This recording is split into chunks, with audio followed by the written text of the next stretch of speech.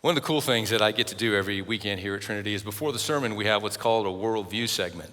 And for those of you that are guests with us, the reason we do a Worldview segment is we believe that we exist as a church as a spiritual crossroads where moral, cultural, social, political, economic issues intersect with biblical truth. And we base this on a verse of scripture out of the Old Testament, 1 Chronicles 12:32, where it says, the sons of Issachar had wisdom regarding the times in which they lived, and they knew what they should do.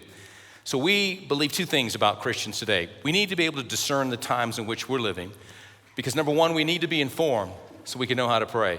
So that number two, we can be empowered to act, to actually do something. Peter said in Acts 2:40, save yourselves from this wicked, twisted, perverse generation. But not only are we to save ourselves, in the process, we're to do our best to save others. And as times get tougher, sermons can't keep getting weaker. We live in a world filled with lies, and we need to be dealing in the truth. So I want to talk about public policy and public reasons regarding the upcoming vote to decriminalize recreational marijuana here in our city of Lubbock. The idea of public policy should actually be based on public reasons. It stems from a concept of public reason from a prominent political philosopher, John Rawls. And this principle, basically the central idea behind it is this: a well-ordered democratic society is filled with citizens who are free, equal, but also responsible. So public reasons refer to reasons offered in the public sphere that all citizens can accept and agree upon, regardless of their diverse moral, religious, and philosophical backgrounds. This is how we are good neighbors and being good neighbors to one another, living in a community. So when it comes to public policy and public reasons, we can all agree that it's reasonable that speed limits in school zones should be 15 miles per hour. No argument there. So because we don't live in a theocracy or a monarchy, but in a democracy, this framework is designed to respect the differing views of all members of a democratic society. Makes sense. But this ensures when policies are made that there is a proper process, a fair, equitable process where all citizens can participate. Whether we agree on the outcome or not, we do live within a civil society, and this is how progress occurs. Now, there are times when the majority of people might believe something to be moral that is immoral, such as abortion today, or in the past, slavery. Then we don't just accept it, we work diligently to win hearts, souls, and minds to overturn such laws. But when engaging in the public square, dealing with secular, pagan-minded people, we as Christians have to continually think biblically, but sometimes speak secularly. What do I mean by that? There is a controversial sermon recorded by the Apostle Paul in the book of Acts, chapter 17. In this sermon, he presents the gospel, and get this, he never quotes a Bible verse. He's in Athens on Mars Hill. His audience are the Athenians. They're pagan and heathenistic in their beliefs, their doctrines, and their philosophies. Paul quotes their own poets.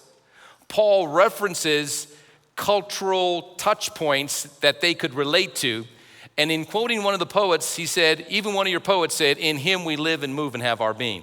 Paul used that pagan poet and applied it to the truth related to the gospel. Now, this method of preaching utilizes cultural references and reasoning, logic and reasoning, rather than direct scripture quotations. Paul knew his audience, and Paul even said, I become all things to all men, that in so doing so I might win some. It's not compromising the truth in any way. It's speaking the language like a missionary should of those that you're trying to reach. So there are times when public policy supported by the majority is unjust, and we must intervene. If you think about the decriminalization of marijuana in the hub city of Lubbock, which the proponents of decriminalizing recreational marijuana, they're calling it the Freedom Act, which actually it is a violation of the democratic principles of equity, freedom, and dignity. It does not make public sense, decriminalizing recreational marijuana, because those who are most vulnerable will be impacted negatively by that, particularly children, adolescents, teenagers, and those that are struggling with addiction. So here are the reasons. Here are some public reasons why this must not become a public policy. The first is health and wellness.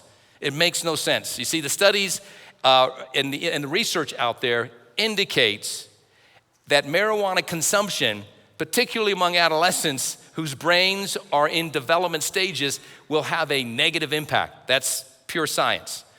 Social welfare and productivity. Another argument against the decriminalization of recreational marijuana is the fact that marijuana use will have a negative impact on social welfare and productivity. In widespread research, there is a lower productivity, increased absenteeism from work, and higher social welfare costs. And then finally, this will have a negative impact on public safety and law enforcement. It will actually handcuff our law enforcement officers. If recreational marijuana is legalized, the data is out there. There will be an increase in accident rates due to impaired driving.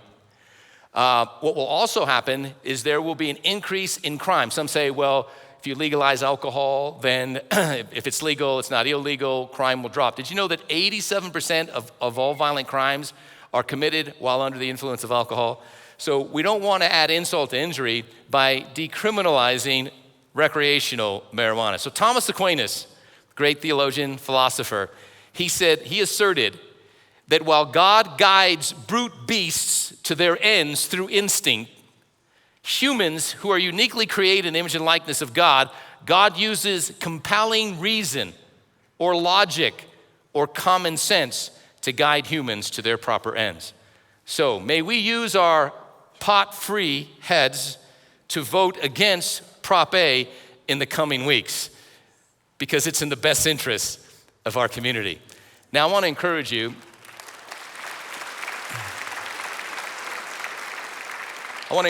those of you that would like more information to go to Facebook and look up Project Destiny Texas. Project Destiny Texas. I'd like for you to like their page, to share their page.